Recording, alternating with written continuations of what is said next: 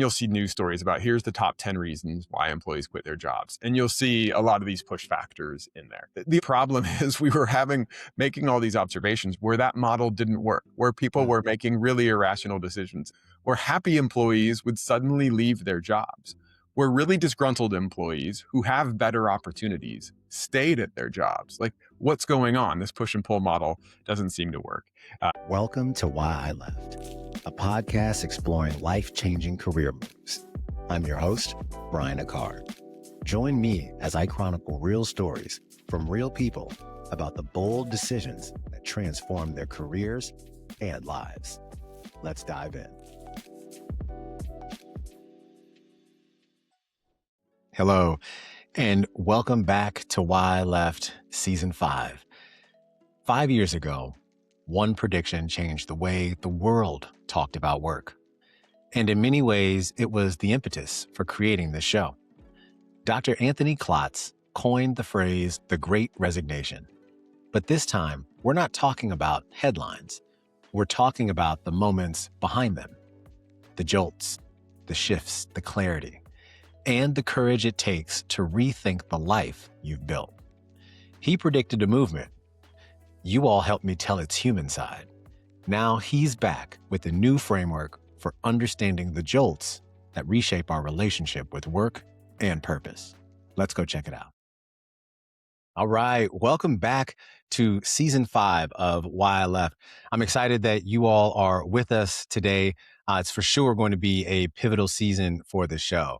Now, I'm also excited to have a former guest return.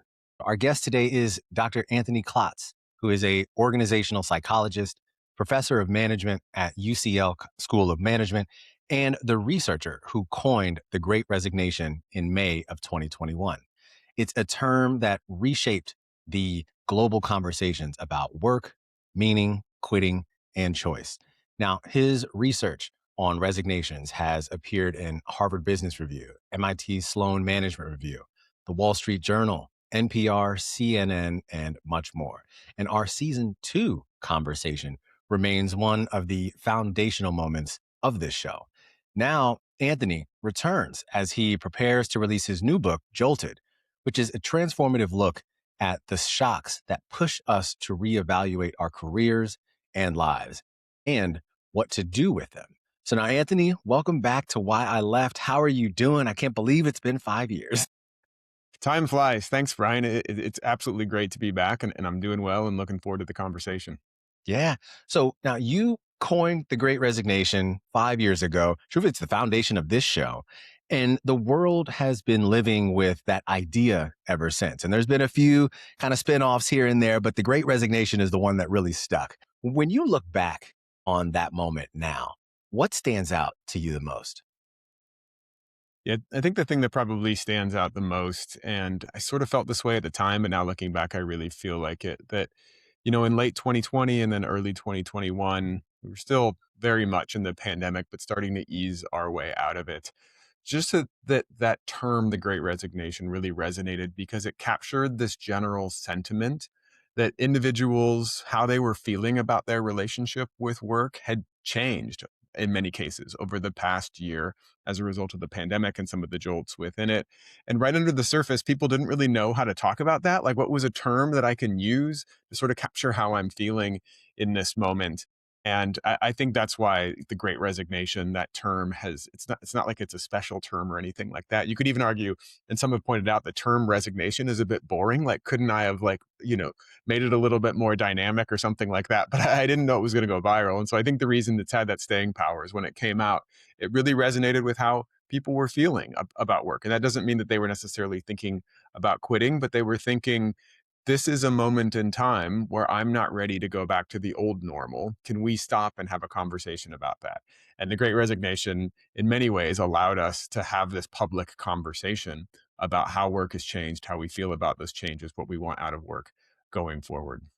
Yeah, I wholeheartedly agree. And I think, what it really stuck with me because what I wasn't understanding was why people would leave stability during a time of instability. And so hearing you put language to that and obviously reading your research, and I'll be honest, as you know, I nerded out on your stuff. I was just so intrigued and then obviously start this.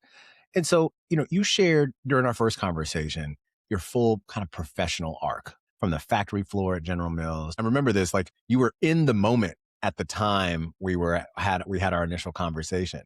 And you've really become one of the more recognized voices in organizational psychology. How is living and teaching now in London? Because if folks will recall, you had your own resignation moment at that time, right? So now Yep. you're in London. How has this added a new dimension to how you see the world work? Yeah, I mean, it's really been something that's been a bit of a gift professionally, not in terms of the visibility, because I've never really thought of myself as a thought leader or aspired to be. I think that's important, but that isn't necessarily, I think, a calling for me. But being able to be in the classroom when I'm interacting with students and say like, hey, here's the way that these theories that I'm going to teach you play out in the real world. And when I'm talking to executives and saying, I know these are just theories about how the way the world works, but when we put them into practice, here's how they can help us understand how workers are experiencing their lives and their work. And to have being the person who coined the Great Resignation, which really was just based on observing some things going on in the real world and then applying some of the theories that have been long studied in my field and some of my own research, and then coming up with a prediction. And in that case, the prediction was right. But of course, like many times, our predictions are wrong, and then we have to say why are those predictions wrong and dig into it a little bit more. So I'm a big believer in evidence based leadership and making decisions based on facts and applying theories to try to help us understand the world, develop new theories. And it's just given me a lot of like a wonderful example to show how that works. And then that example goes along with a lot of credibility too. It's nice when before the class starts or before I meet with an executive team, they can look me up and see that, oh, okay, this person has this level of credibility. So maybe we'll listen to him a little bit more than we otherwise would. Like that. Also, too, in our original conversation, one of the things you mentioned was that the pandemic offered this moment of clarity. And what do you think that clarity revealed about your own career path? And how did it lead to your move overseas for those who may be getting introduced to you for the first time? Yeah. So, the overseas move was definitely something that came out of the pandemic and a lot of clarity around it.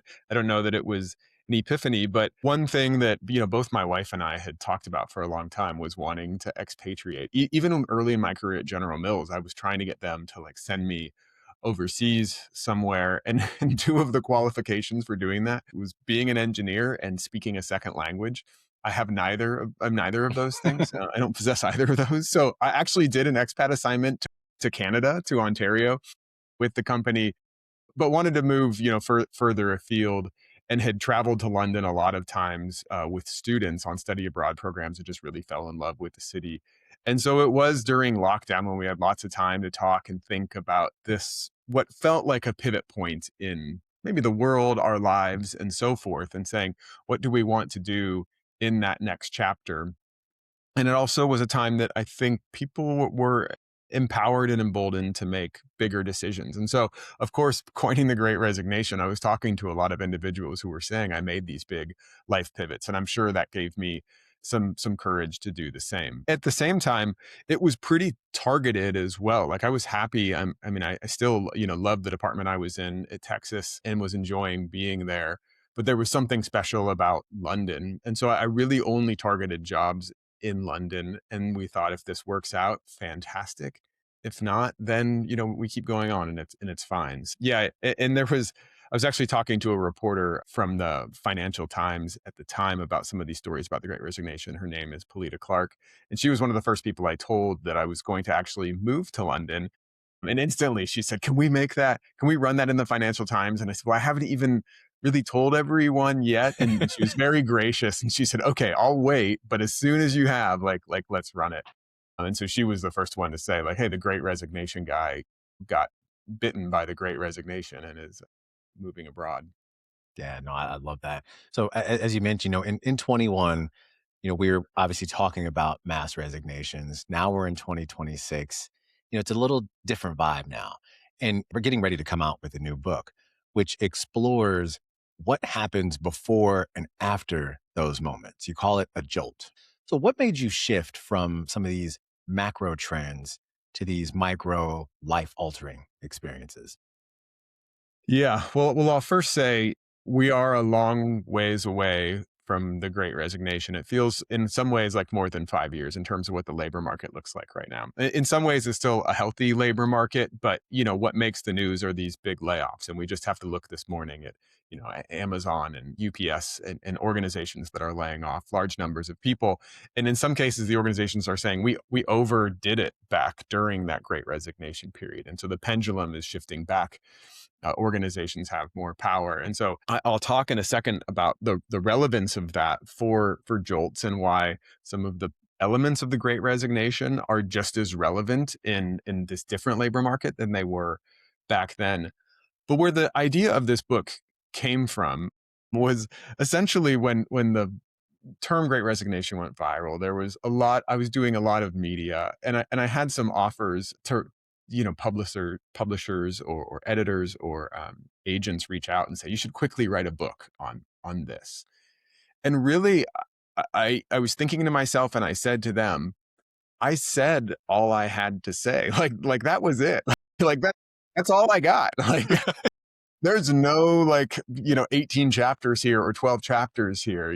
My greatest hits I put out in that prediction. And, here's the 4 reasons that I predicted it and so forth. And so during the couple of years afterwards, as I continue to talk to the media, continue to interact with students, executives, workers, and so forth, I started to explain more and more the different theories of why people quit that we have, why people stay, and in this liminal space that we often get in after a jolt. And I would notice that as I was sharing this research, some of it my own, but a lot of it the research of those academics who came before me and are working alongside me, there were lots of light bulbs going off for the audiences. So if I talk about a concept like turnover contagion, when I was talking about concepts like, jolts, which are also known as career shocks and how they can really change how people feel about work quickly, when I was talking about boomerang employment, all of these what I would call characters in our academic understanding of turnover, which is my favorite literature in all of management, there were a lot of people saying, boy, this is such a great insight that you had. And I would say, it's the Great Resignation was my insight, but it was really just based on an understanding of why people quit their jobs, why they stay. And if you look at some of the core elements of why I made that prediction that we were going to have a wave of resignations, it was because these jolts had happened, these different levels from working remotely to working in person differently to looking at the news every night and seeing these like really shocking, scary stories about what was going on with the pandemic, which makes us reflect on life and death and so forth. These are just different kinds of jolts.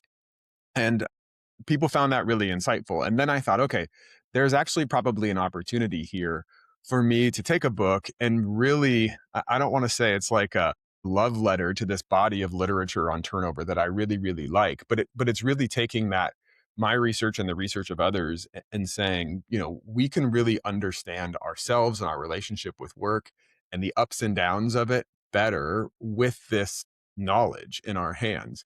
And of course, the challenge, which only time will tell whether I did a successful job of translating academic speak, in literature into something that the average person finds engaging and insightful. But that was the goal. And so, a lot of academics have on their, career bucket list to write a book, which makes a lot of sense. But it wasn't on mine. I have some other items in there, but that wasn't on mine. But it ended up being like a great opportunity and a great experience. And at the end of the day, like I hope the book is useful. Like I hope it gives people some tools that make their lives better and make their relationship with work a little bit healthier. So we'll see.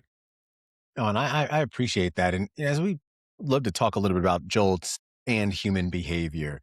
So in this new book, you argue that jolts, like these sharp, unexpected moments that you mentioned, they often drive our biggest career decisions. So if you could tell our audience, how do you define a jolt and why do you think that they matter now more than ever? Yeah. It may be helpful, as I explain what a jolt is, to contrast it against our understanding of why people quit before we discovered jolts. And I'll use the terms jolts and shocks sometimes interchangeably because we do so in the literature. But for, we've studied why people quit their jobs for over 100 years, and really during that time we came up with a really good understanding, or we felt we did, of why people quit their jobs. And it had to do with two forces that are pretty intuitive, that if I asked you or anybody on the street why do people quit their jobs, they would probably come up with these two forces. And they would say the bad parts of your job build up over time, usually slowly. You become more dissatisfied with your work, you get a bad boss, like whatever it could be, it adds up to a point where you're pretty frustrated and you're ready to walk out the door. These are push factors, these negative things that are pushing you away from work. At the same time, there are these more desirable opportunities out there. Maybe you want to go back to school, start a new business. Maybe there's another employer out there who would love to hire you, or multiple employers. So these good opportunities are pulling you away. So people generally quit through this rational process of weighing up, how brown is the grass in my current job versus green? What are the problems here and what are my opportunities? And then they calculate a ratio very logically.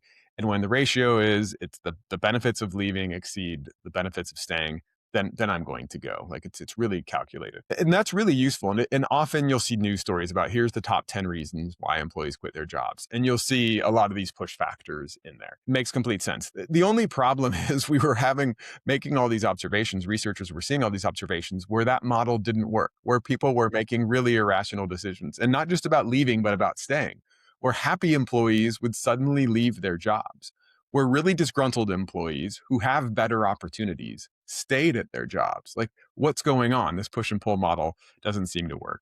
And there were a couple of researchers, starting with an individual who was studying entrepreneurship back in the 70s, and then especially in the 90s with a couple of researchers at the University of Washington, Mitchell and Lee, who made this observation that often people make these major career changes somewhat irrationally. It's Mm. not based on the logic of push and pull. It seems to be based on some event that happened to them, and that caused them to change the way that they feel about work. And they started looking for, what are my other opportunities here? And maybe I would quit without even any opportunities. And this was a big discussion during the Great Resignation, quitting with no other opportunities. And but as you point out, we're in a different time now, that for most of us, the external job opportunities are not as plentiful as they were a few years ago. And so our jolts necessarily as relevant now, as they were back then. I would argue, of course, I have a book coming out on this, but I would argue they're more relevant, and they may even be, even more relevant than the Great Resignation here shortly. And part of that is, for most of the time, for most of us, for most of our careers, quitting is not an option, or maybe it's not a good idea, right? So you're just in a situation where you're like, I need the paycheck. I can't move out of this small town because this is where my kids go to school. Like whatever it may be. And so you experience these jolts, these moments where you might think, I don't want to work here anymore. This part of my job has become really deficient and is taxing my well-being. These jolts happen, and quitting is off the table. And so really then, how do you protect your well-being? How do you stay a good performer? How do you continue to function and make sure that you don't turn to burnout or something like that as a result of these jolts when quitting is off the table? That, I would argue, is more difficult to manage than if Yeah. quitting is a great option, right? I mean, during the Great Resignation, when the job markets were great, it's like, yeah, I don't like this job. That's fine. There's a bunch of other people who will hire me. So if I don't like this, I can move on. We're in a situation right now, and a lot of the book spends time on what happens when you experience a jolt, but you're stuck. And this is what a researcher, named Peter Home, has studied for a long time. These individuals who are called reluctant stayers, and we're all reluctant stayers for different points of our career. And so, how do you navigate that? So that's why I think it's important with this somewhat challenging labor market for many workers right now. The other thing I was saying, I haven't, probably fully formulated this. It's just something I'm starting to study. Is I think we're on, and I'm not making more predictions, I promise, but I think we're on the cusp of maybe not a wave of resignations, but definitely a wave of jolts emanating from AI entering the workforce. We know everything is about AI right now. And so sometimes, even when I hear myself think, I'm like, okay, here we are talking about AI again, Anthony. But I teach a new course here on just like how jobs are assembled, which is kind of an old school topic, but it's become timely again because you look at the different components of your job and say, which of these are going to stay mine and which of these are going to be outsourced to a robot or an AI agent of some sort. And in some cases, that will make our job better. In some cases, that will make our job worse. In some cases, that may replace our job. But in all of those different cases, we will often experience that as a jolt, that the job I had all of a sudden is different. And they're telling me I need to reskill or upskill or get along with these AI agents. And in some cases, it'll be a positive jolt. And you'll look at your job and say, this is better than ever. I'm more committed. And maybe I even want to like reskill and go for a new role in my company or somewhere else. But I think in a lot of cases, and we even see it with the news of what AI may do to the workplace, it's making a lot of people take a step back and saying, okay, I'm not sure what the future is going to look like. What should I do? And so for those reasons, I don't talk about AI much in the book because it's moving way too fast to put it in a book right now, at least for someone who's not a high level expert in it. But I think this concept of jolts will become more relevant in the next couple of years. Yeah, and that's one of the things I'm really excited about digging into the new book when it comes out is just hearing kind of what you're anticipating going forward. Because as you know, I was preparing for this, thinking about the own little jolts that I've had throughout Mhm. my career, and it's like, oh, like it starts making a lot more sense. And I too have been in prior roles like a reluctant stayer for certain aspects of my career. Um, but I don't think I really unpacked it during that time as to why it just kind of went with the flow. We're on episode 98 right here, and I saw across nearly 100 episodes, right? Almost, right? So Nice. we'll be there in a couple shows, but I've heard stories of illness and burnout, layoffs, caregiving, loss, of course, and of course breakthroughs. Which jolts are most shaping how people view work today, or is that not necessarily a fair question? Yes. So I think there are some jolts, and in the book, and we can talk about this, but I talk about the six jolts that you'll meet in your career, and I believe a few of those types are becoming more prevalent and more impactful, and some are pretty straightforward. But I think these jolts that happen fairly early in a new job, which I call honeymoon jolts, that happen in the first year on the job, are becoming more common. Employer branding has become a big deal for companies where just like they sell you products, they sell you here's how wonderful it's going to be to work here. And it sets these lofty expectations in your mind for what the company is going to be like. And so when you actually get into the organization, sometimes there can be this tension and this realization that not all of my expectations are being lived up to. And that can kind of feel unfair and make us react really strongly. And so these honeymoon jolts are becoming more common. And then it's hard not to look at the world and all of the turmoil and disruption that is out there. And a lot of it is being brought right to us on our phones while we're at work during the day and so forth. And I talk about this type of jolts called remote jolts, which is when these negative events happen around the world or these scary events, startling events, and you don't know people personally who are involved, but you're looking at your phone at this like kind of intense event that's happening. You feel for the people who are a part of it, especially if you identify with them in some way. And then you look at the tasks that you're doing and the job that you're in, and you see the disconnect between those two, and it can be jolting to say like, is this really what I'm doing with my time while this is happening in the world? And so gone, I talk about gone are the days from, I don't know, 20 or 30, 40 years ago. I mean, my childhood for sure, when my dad would leave for work in the morning, I wouldn't hear from him until he came back in the evening, and he wouldn't, there was no phone, there was no news, anything like that. Now our work and the news of the outside world and the jolts that it contains and our work lives are totally intertwined. And so that's just one more reason why I think that understanding these jolts and just like I said, it was great to give a name to how people were feeling at that time at the end of 2020, early 2021. You hear people talking about these events and how they make them feel. And not that, I mean, my research revolves around work, which is why I see it through a work lens. But I think this concept of jolts, where this thing happened somewhere, maybe it's a big event or a small event, but it made me stop and reflect on things. I don't think we have a great word for that where other people kind of know exactly what it means when you say it. And I have a friend who's an early reader of the book, and he sent me a text a few days ago, and he just said, "Funny, I've just been jolted." And this small event happened at work, and it caused him to sit and realize this work has an expiration date for me. Like, I thought that I was on a good path, but this like small thing has sort of sent me a signal that maybe I'm not, and I need to reflect on some change. So he and I talked, and I was like, I think you can probably make some moves within your current job to maybe deal with this before we get to the quitting stage, which he agreed. And it was a good conversation. But what really made me happy was he had used the term, as we use it as academics, and I thought that this is useful for this to be in the vernacular. What'll be cool to see going forward is if you now start seeing and hearing people start using this phraseology around, "I was just jolted," or stuff like that, because I think I could see how it's catchy. It's quick, first and foremost. It's a quick word. It's short, right? And so it's like you think like, oh, I just got jolted, like it's just, and I could see that happening. Yeah, I mean, yeah, that's the dream. And even in, conversations with your manager, when you walk out, let's say you have this big idea in a meeting that you say, "Hey, here's this big idea. I've been working on it all weekend."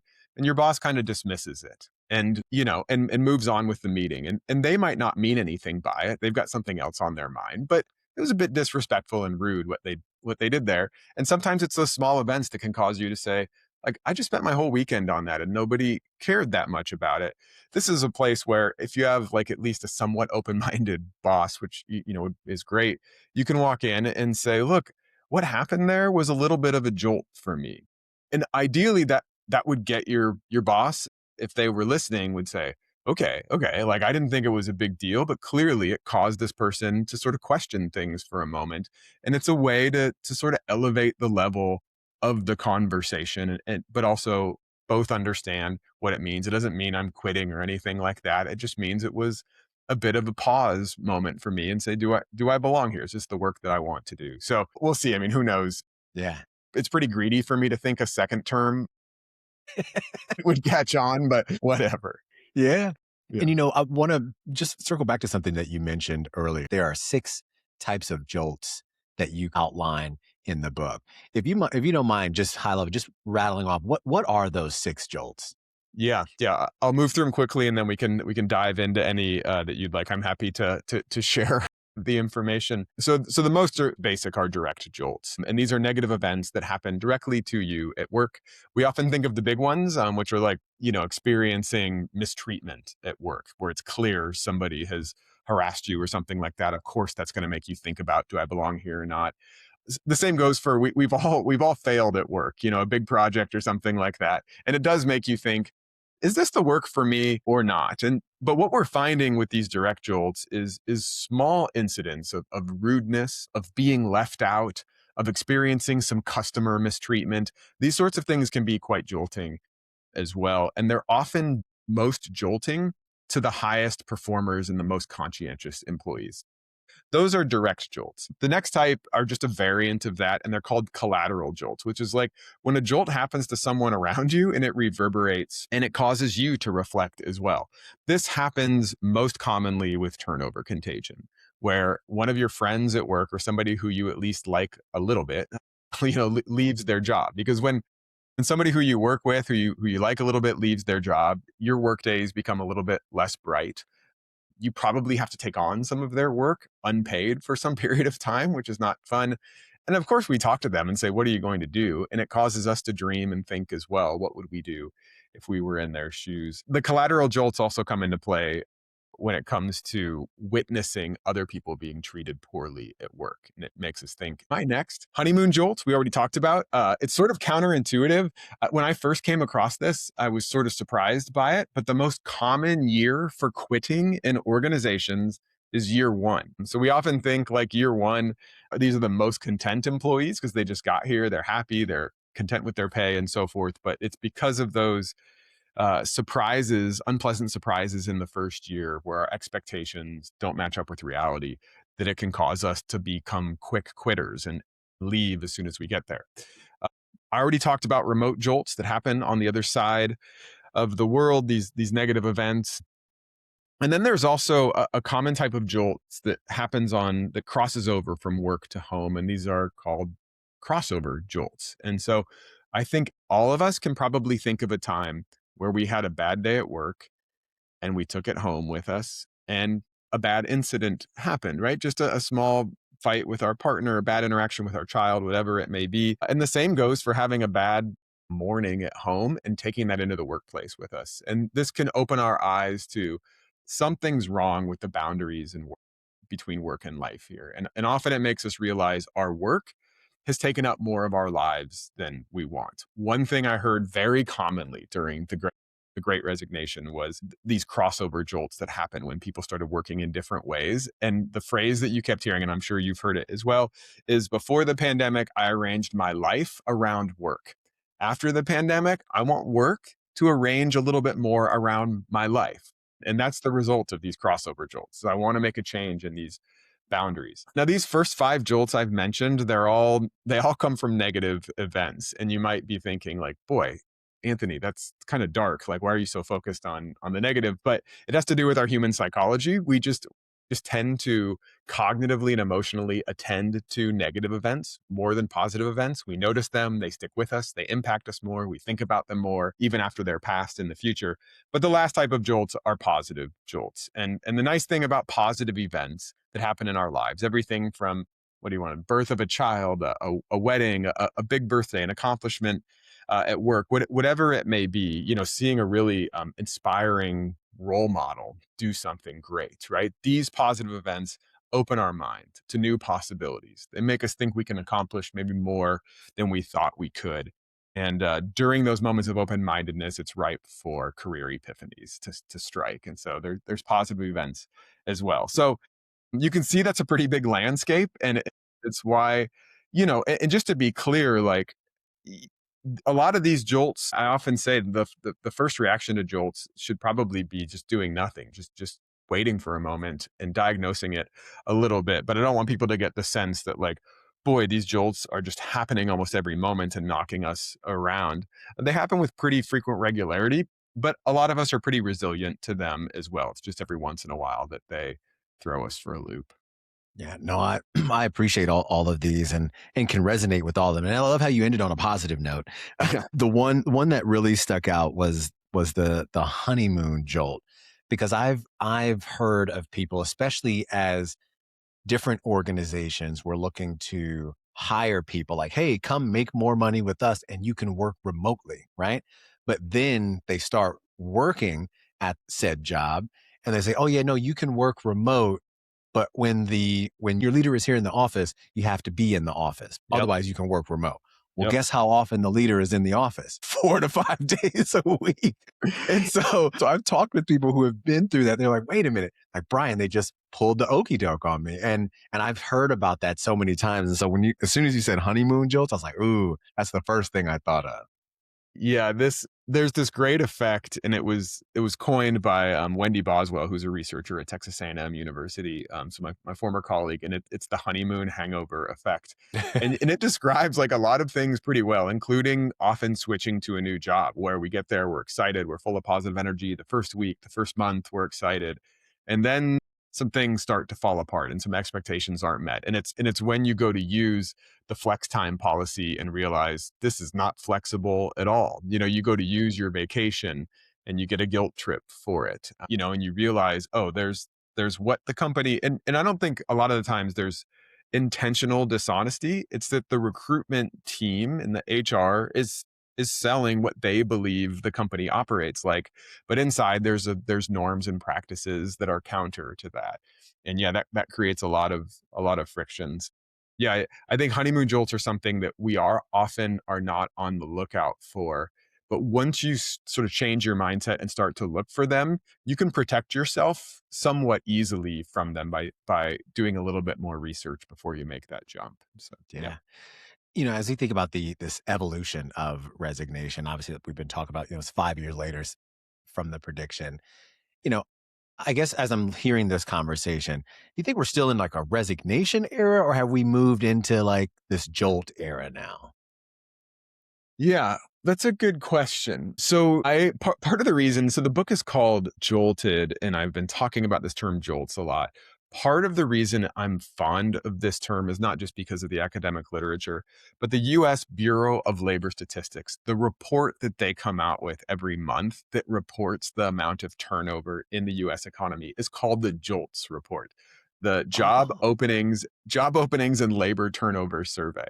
And we just hit, so they started tracking that in 2000, and so just a few weeks ago we hit 25 years that the Bureau of Labor Statistics has been tracking turnover in the US. And so I put together a chart just looking at the 25 years and the ups and downs, and of course the big spike during the Great Resignation. And where we're at now is pretty much the average where we've been over those 25 years in terms of resignations. And so, in some ways, because of all the news of layoffs and how the labor market isn't good and how hard it is to find a new job, you might think, well, there's not much quitting going on. But actually, it's the average as it's been for the last 25 years. So it's not, of course, as high as it was back in 2021, 2022, and 2023, but it's still almost as elevated as it was going into the pandemic, which was a time of like really strong economic performance and quite a bit of churn. And so I do think we're still in this era where resignations are pretty prevalent. And you mentioned earlier, there were a lot of different terms and buzzwords that came up during that time and that continue to come up. And I know they frustrate some people, but I'm a fan of buzzwords as long as we hold them with a grain of salt and realize there's often not evidence backing them up, but they maybe speak to some truth in the workplace. And one term that came up right after the Great Resignation term came out that I thought that's a great term too. Maybe I should have said that was the Great Reshuffle. And Mm. and I think it kind of speaks to the same thing. A lot of people were making the observation that the Great Resignation was a time when people were quitting a lot, and people got the sense that I was predicting that they were quitting the workforce altogether, just like walking away from work.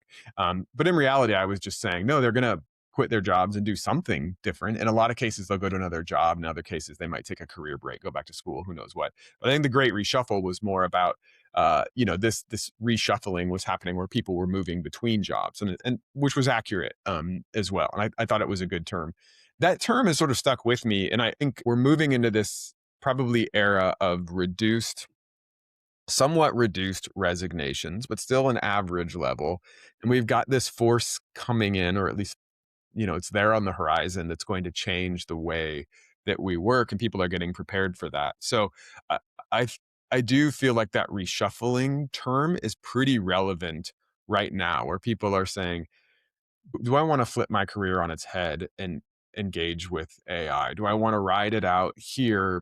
Is this my time to start a side hustle, to start a side gig, hang the entrepreneurial shingle out there, whatever it may be? So yeah, resignations are still up there. Clearly, I think we're entering into a period of time where we hopefully recognize that jolts are all around us and increasing.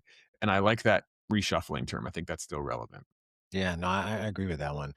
So as we think about this, you've obviously predicted a wave of career breaks, experimentation, obviously boomerang employees too. Clearly, you got the Great Resignation right, but yeah, as you mentioned earlier, that was the one that hit right. And so, what are some of the things that you may have gotten wrong that people may not have been familiar with, and what are some of the things that have surprised you during your time in this space?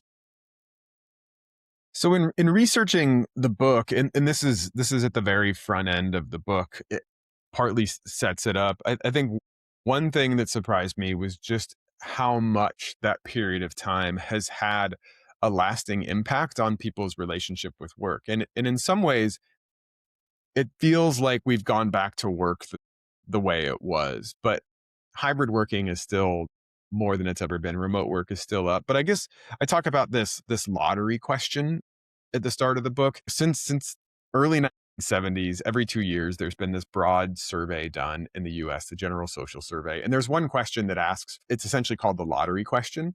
And it essentially asks if you all of a sudden came into all the money that you could ever want to live as comfortably as you want for the rest of your life, would you continue working or would you stop working? And we often look at this as the work ethic question, like this new generation in the workforce doesn't work as much. Nobody wants to work anymore. But if you look at the statistics from 1972 to 2018, it's 70%. It might fluctuate around that, but it's not moving up or down. It's 70%. I would have guessed that maybe it would dip a little bit during the pandemic, but it would return pretty quickly. And so in 2018, it was 72% of Americans said they would keep working even if they won the lottery.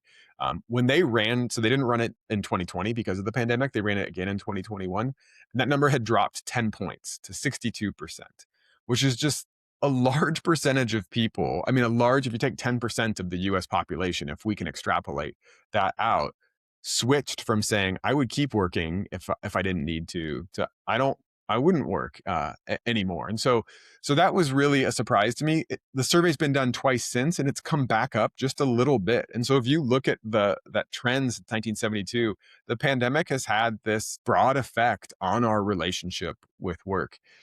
And I talk about this lottery question, a reasonable amount with audiences, executive students, what have you, workers. And one time I was talking about it, and I always ask the audience, and it's always around 70% of people or so say they would keep working. And I asked 60 to 70%. And I asked it one time, and one person had this really great idea, an audience member. This was in Idaho. And the audience member said, "Can you ask it again? But ask if we won the lottery, how many of us would keep working at our current jobs?" And I thought, no, okay, I'll ask that again. What's it going to be? 50%? It's going to drop to 50% because some people don't like their jobs or something like that. So I asked the question again, and it dropped from like 70% of people to like 10% of people. So like people like value the place of work in their lives, maybe more than I expected, but the version of work that they're getting in their life right now is not what they want. And in many cases, you ask people, what would you do if you win the lottery, you quit your job? What's next? A couple of things come up. The first one is start my own business. Many of us want to be our own boss and have our own autonomy. That makes complete sense. And the other one is a path not taken earlier in life. I always wanted to be this, but for this reason it didn't work out. I would circle back and do that. And so that's part of why I think these jolts are important as well, because of those gaps that I was just talking about between the value of work, how it's dropped since the pandemic, and how people are experiencing it in their jobs. Is these jolts sometimes may show you opportunities that you can jump into a side hustle right now, or a new venture. This is your moment, and you don't want to miss those moments when they happen in life. Or this is your moment. There's a lot of talk about reskilling right now, to think about those roads not taken, and maybe you've always wanted to do this one career, and that career is pretty AI proof, right? It's being a chef in a world-class restaurant, or whatever it may be. These jolts may say this is the time. And so that's why it's important not to react overly strongly to everyone, but to recognize when they're telling you there may be a new path here. So for me, as I researched the book, those were a couple of the surprises. And honestly, those 6 types of jolts that we talked about, I didn't put those together in my head until I researched the book and kind of looked at, what are all the different possible events that cause us to experience these moments. So a lot of the book writing process did end up being pretty good, because if you would have asked me that about Anthony, what percentage of people do you think, would keep working? Do you think the pandemic's going to have a lasting effect on that? Do you think this percentage of people would quit their jobs if they won the lottery? I would have been way, way off on those percentages. And my instinct would have been off. So yeah, so there's been a lot of learning through the Yeah. process. Yeah. No, I love that. And one thing I wanted to mention to you is, as we talked a lot about this freedom shock or freedom jolt that we experience during remote work, and how hard it is. Remember, you brought this up. I'll never forget about how hard it is to give that freedom back, right? And we see that with a lot of orgs bringing people back. How is this idea playing out today that you've seen in the US, and maybe even where you are in the UK as well, about people now getting brought back into the office? Yeah. It's not playing out well in many cases. Part of that is, I talk about commuting in the book, and just a small part of it is like having to commute more is generally bad for us on like 15 different levels. But I talk about in the book, like how do you know when just a regular event becomes a jolt? Like what makes just a regular bad event that randomly happens to us, why does it sometimes jolt us? And often it has to do with these three factors. And these are not ones factors that I came up with. There's a couple of researchers, Fred Morgeson at Michigan State, Dong Lu at Georgia Tech University. And they're like, there's really three things that play into it. First, is it disrupt? How much did the event disrupt your life? And if you think about, once we get used to working from home, and then we have to come back in the office, I just mentioned the commute, but that is extremely disruptive to the routines that we have set up. And a lot of those routines are like pretty healthy. When I talk to people who work from home, they're like, I get outdoors more when I work from home. I see my family more when I work from home. I eat healthier when I work from home. Like all these things are like sources of positive energy for us. So they're really disruptive. The second thing is novelty. Is this something that happens to you often or rarely happens to you? And this is a pretty novel event where you want me to switch where I'm working over, this period of time. It's pretty novel. And then how critical is it to you? Like how much do you value working flexibly? And most of us value it pretty highly, but some of us who are driven largely by autonomy are very affected by it. And so, yeah, so we continue to see this play out, but both in Europe and the US, in a bit of a back and forth with employers, in that there are a lot of companies who have had return to office policies that are very strict. But then if you look at the actual enforcement of it, managers aren't enforcing it in many cases because they're saying like, look, I'll give you this idiosyncratic deal, I'll give you this deal, I'll give you this deal, because you're being productive, and that's what a good manager cares about: your well-being and your productivity, like those two things. And if you feel good and you're performing well, great. And so there's managers who aren't enforcing it. And so, tech companies, Amazon's one of the leaders here, is tracking employees more closely, and you're getting reports on your physical presence and getting a report card based on that. And they're using electronic surveillance to track individuals. It's completely the organization's prerogative to do that, especially if the organization really feels like there's huge value to having people physically present. But here again, the research is very, very clear. We do not like being electronically surveilled. Like no one does, for the most part, or very, very few people do. And so what it does is it reduces employee commitment and engagement for most workers. And so I think this is going to continue to play out, and it's going to kick up again, not to again tie everything back to AI, but there's a real push for this 4-day work week, partly saying like, listen, organizations, you're telling us that AI can take a certain percentage of our jobs. Great. Can we work a little bit less? Would that be possible? Can we have that flexibility? And that's going to be a big question over the next 1 to 5 years. Damn. Now, I would love to kind of pivot into now some lessons learned. You've been now heard from workers, leaders, students, and media worldwide about resigning and reinventing themselves. What's one insight that fundamentally changed how you think about quitting? Yeah. So I suppose even though I study resignations, maybe my personality is such that when I leave, I tend to close that door. And when somebody leaves, I tend to not end the relationship, but wish them well and say the chapter is closed. And so what's really been eye-opening for me is that there's a much probably healthier and more human way to view resignation, to view quitting, than my own personal bias towards that's the end of that. Let's move on. And so and it's happened to me personally. I talk about this a little bit in the book, where when I was leaving one institution, and my dean was upset at first, and then she said, what can we do to retain you? And there was nothing. I was moving on. And she said, okay, well, I'm going to give you a 1 year leave of absence. And because I don't think you're going to love it at this next spot.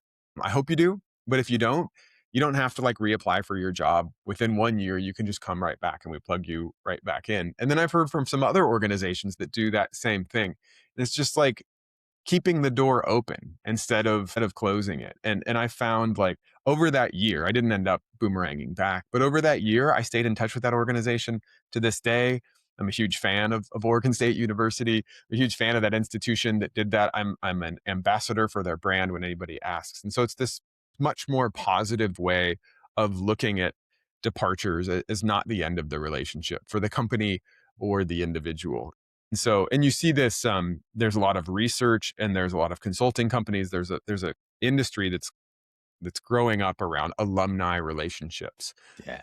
And of course, we've had that with universities for a long time. But organizations are like, hey, this is the human thing to do, to treat people really well as they leave and wish them well. It's good for business, and it's good for them potentially boomeranging back. So that's been something, again, that if you asked me last time we talked, it wouldn't really have been on my radar. But both students, workers, leaders have sort of opened my eyes up to that. Of that. And, if the listener feels a jolt coming or has just been jolted, that internal shift that says, look, something clearly needs to change here. What's the first step they should take? Yeah. This first step I feel like isn't going to sell books at all. It's a pretty boring it's a pretty boring first step, but usually usually it's an emotional time. It's a bit confusing, and so I often give the advice to do nothing and to create some space if you can, to create some space for balance between how you're feeling emotionally and then thinking about what caused these emotions, what caused this jolt, what's at the root cause here. Is it with the people at work? Is it with my work tasks? Is it about my pay? Is it about the purpose of my life? And I'm not working in a way that's aligned with that. Is it one of these bigger picture items? But really do some diagnosing, get out your toolkit, be a mechanic, find out what is the source of this jolt. And then you can say, okay, I've got options, right? I can do nothing because it's something I can wait on. I can speak up and see if I can get something changed in my work. I can also lean back a little bit and move away from work for a period of time to protect my well-being or to get this issue solved. And then, of course, the last option or towards the last options is walking away. And there's a way to do that. I think that a positive way to do that as well. But yeah, the first step is I call it in the book just carrying on, or just pausing and pondering for a moment, which I need a flashier title for that. But I think creating space is the main thing. And I will say, I think partnership is pretty critical in this process. And so if you do have a partner, and I define that really broadly, a good friend, a good coworker, a trusted coworker, a spouse, whoever it may be, a child, one of your kids who you can talk to about this and just be a sounding board, that's going to only improve your decision making. Yeah. And what I love about kind of our connection here is, obviously like I said, nerded out on your work. You really helped name a movement. And I've now spent like years documenting stories from people from that movement. What gives you hope about the future of work, and what still keeps you up at night as you think about this space? Yeah, and it's been really humbling and touching for me to see like how you've taken this and really unpacked it and really had such a positive impact through your work, just based on, as we talked about last time, a comment that I made about something that I thought might happen, and that it's turned into, partly through that you've had this great impact, has been fantastic. I do tend to be optimistic when it comes to the future of work, mainly optimistic, and that's because we have more tools than ever to hit that sweet spot of what I call human centric management, where people can be put in positions to perform well and create value for whatever organization it is, but also in a way that maintains or creates positive energy for them. They can enter work in the morning whenever their workday starts, and leave work with as much, if not more, positive energy than they had. We have all the tools at our disposal, and the pandemic opened our eyes to that in many ways. That's going to get even better because of some of the things we talked about already, with new technologies coming. Of course, what gives me pause is, or what gives me maybe a hint of pessimism is, are these new technologies going to be used to benefit workers or to exploit workers? Can we work? We know flexible working is better for our well-being, and there's ways that it's not easy, but there's ways that flexible working can be used such that it drives productivity and well-being at the same time. Some organizations have rolled up their sleeves and said, this is important for human centric management. This aligns with our values. We're going to figure out how to do this, and we're going to make mistakes. It's going to cost money. It's going to be unpleasant, but we're going to get there. Company, we'll just throw out like Airbnb would be a company that's done like a really nice job at this. And there's other organizations that just waited until the labor market became a little bit more settled down and then quickly said, let's go back to the old way of working. The old way of working worked well for me. Therefore, it should work well for all of you as well. And I see we have this, these technologies on the horizon that 100% have the potential to make our work lives better. And I I just really hope and I'm optimistic that some companies will do this, but that the majority of companies use them to not just increase productivity and increase the bottom line, but have a positive impact on society through how they treat their workers. And I think that means a little bit more flexible work, a little bit less work, and really finding ways to align the work that people do with what they really enjoy. A little bit of crafting. And look, I have to ask this question just in case this is the moment. If you had to describe the next era of work in one word, just like resignation captured the last one, what would it be? Gosh, I don't want to give a boring like all types of jargon entering my mind. Like I could talk about like volatility or dynamism or whatever. Well, um, I th-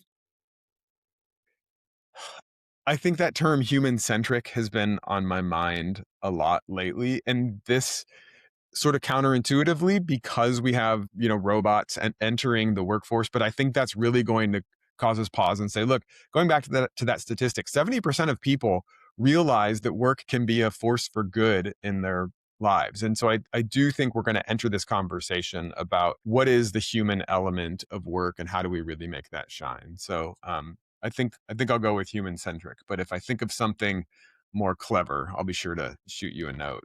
I love it. Love it. And now, similar to last time, would love to flip the mic to you. What's one question you have for me that I could answer, whether about my own journey, these stories, or the movement that you helped spark? I mean, like I said, we're in season 5 now. We're about to hit episode 100 in 2 episodes. So, would love to answer anything you have. Yeah, so I really liked your question earlier. Thinking back, what did I not know? And if you look back over these almost 100 episodes, these 5 years of hearing people's really amazing stories of transition, of quitting, is there some of the themes that if you think about across the five, some of the themes you probably expected, but is there one theme if you think across many of those that that has impacted you the most, or that is maybe the most unexpected? What theme would that be? Yeah, as I'm looking at the jolts here,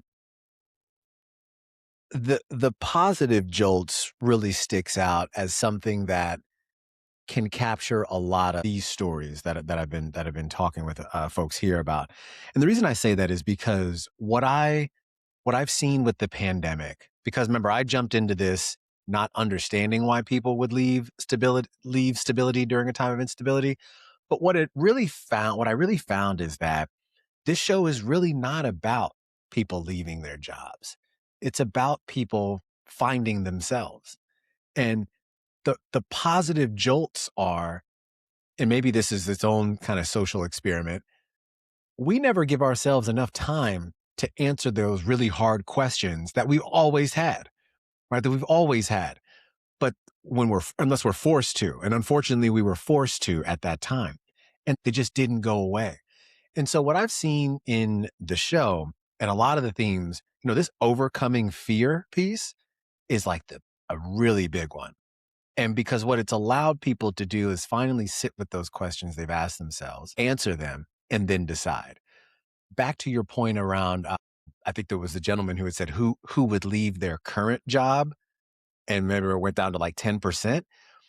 It's I agree that people aren't trying to not work, right? They're trying to just do something different that better suits their lifestyle and better suits their wants and needs. And I got to respect that. And so that's how I would answer, this question. It's just been a beautiful, I guess, social experiment on on human nature that I did not expect to encounter coming into this. Truthfully, I didn't even know what to expect when I started this show, right? Just Yeah. nerding out on the topic, but it's just been beautiful to start connecting all of these things. And I've interviewed people all over the world, and I know folks who've watched the show probably get tired of me saying this, but we're all much more connected than we think. Yep. Yep. Oh, that's great. And I love the positive jolt, the positive aspect to it, because like I said, a lot of our research and a lot of my focus is drawn to these negative events because they're so impactful. But what what your work is suggesting is like, hey, maybe that is something we need to revisit and take a more intentional look at. We're being maybe a little bit quick to label these things as all negative. And if we look more closely at the silver linings, it's not about the negative event and leaving all the time. It's about these new discoveries and these new paths forward. I love it. Yeah. Well, Anthony, I want to just thank you for naming the moment that sparked this show and for reminding us that the jolts that shake us can also shape us, which I think is beautiful to think about. And I'm very excited about the book and helping just promote and continuing to get the word out there. Always good talking with you. And of course, appreciate your time. The book, keep me honest, the book drops on March 17th. That's correct. And so where can our listeners buy it, learn more about you, and obviously support your work? Yeah, so I'm on LinkedIn, and then I have a personal website as well, anthonyklotz.com. But you can also find my UCL School of Management email pretty easily and reach out to me directly. But LinkedIn is usually where I'm posting those sorts of things. And in terms of buying the book, it's really up to you. It's the usual spots where you can buy a book online, but I mean, what I tend to do is go down to my local bookstore and have them order whatever books I want and support the local economy. So whatever moves you, you should be able to find the book in those spots. Awesome. Well, I want to thank you for all of that info. And of course, kicking off season 5 for us. Like I said, I'll put everything in our show notes. I'm looking forward to reading the book and getting it signed. I'll be in London for the London Marathon come April. So we'll definitely link up then. And I just want to thank you for visiting. You've been a real inspiration to the show. And like I said, I just can't thank you enough for your time and for your support. So I hope you all have a great week. We'll definitely see you next time. We hope you enjoy this season. And Professor Klotz, thank you so much. Thank you, Brian. I appreciate it. Thanks for listening to Why I Left. Join us next time for more inspiring stories about growth, resilience, and transformation. Visit us online at www.whyileft.co. That's whyileft.co.